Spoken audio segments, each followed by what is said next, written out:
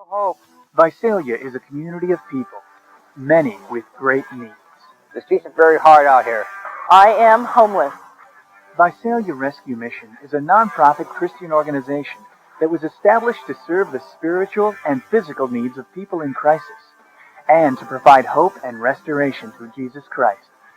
This is a Christ-centered place because we know that without Jesus that we are hopeless.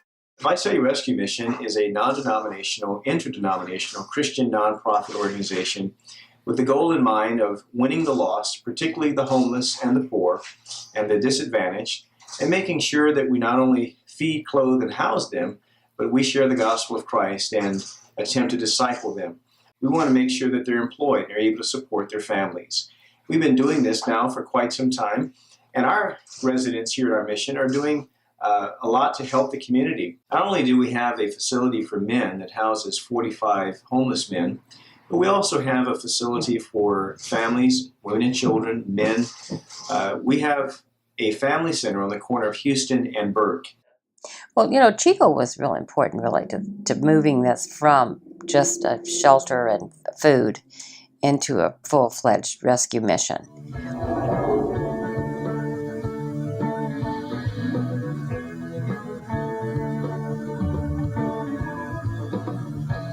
In Visalia and in the surrounding communities, there are a lot of homeless people. We see people walking on the streets every day, some with shopping carts, some with backpacks. The unemployment rate in this county is one of the highest rates in California. The reason I really like Visalia Rescue Mission is because we are available for anybody, whether they are down and out or whether they're strung out. I mean, it's just a place for anybody to come in off the street. One Sunday at church, we had a guest speaker, and it was Chico Daniels.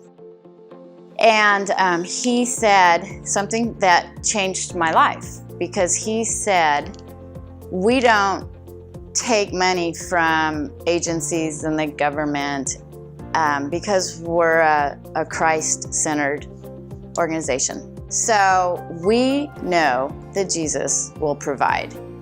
And I went home and I told my husband, I really like that philosophy. Here at the Visalia Rescue Mission, we are seeing men and women every day deal with alcoholism, drugs, homelessness, and simply they have nowhere else to go.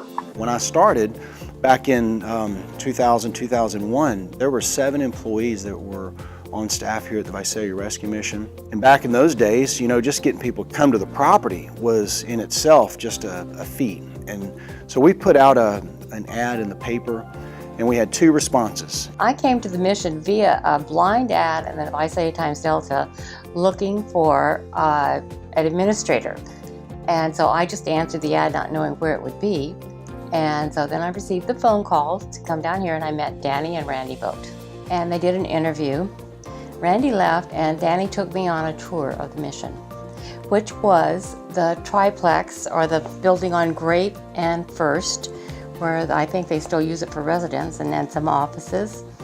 And then there was another little building attached there where a reception was, and the clothes closet, the dining room, and the kitchen. They tried to make it work, with the men in the front, the women and families in the middle, and the kitchen in the third apartment. And we had, sometimes we would have 8 to 10 women here with their children, trying to get a lesson across with the children running up and down the stairs. And Maury was a friend of Danny's from church, and she wanted to come and volunteer. So she was the very first volunteer that I worked with. I said, I feel like I'm supposed to be here. I feel like this is where God wants me.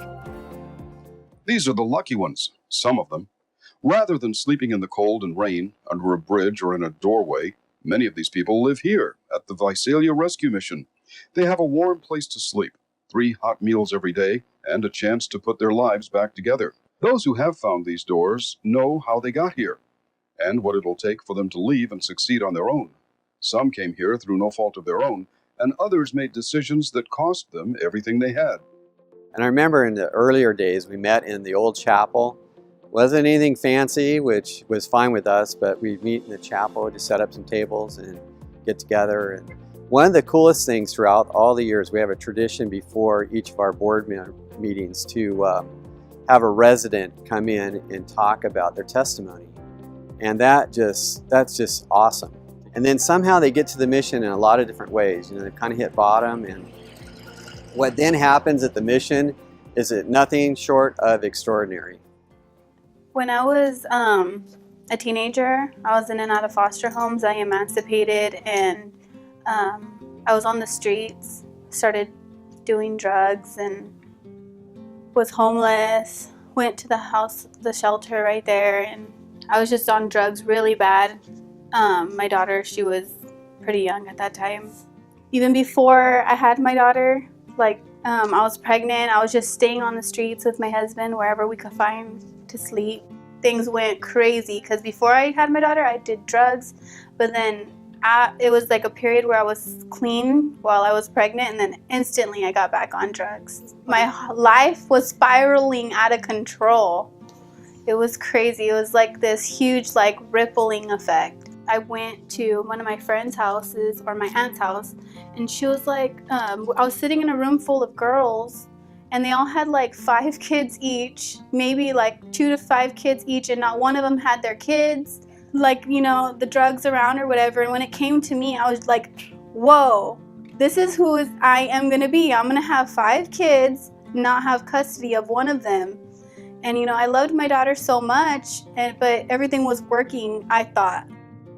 And so when I got in there, everybody was so nice, and I hadn't had a bed to sleep in a long time. They really helped me, and then I just found God.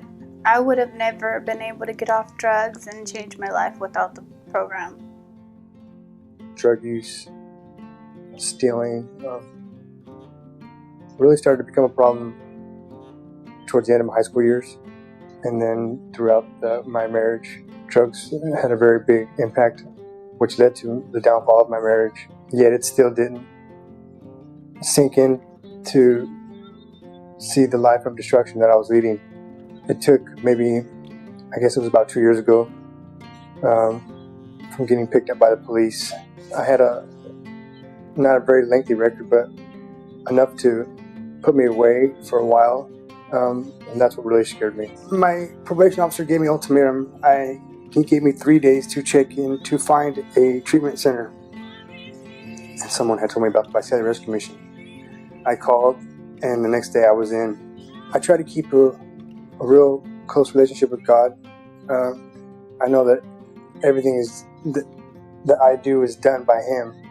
Without His help, I'm helpless.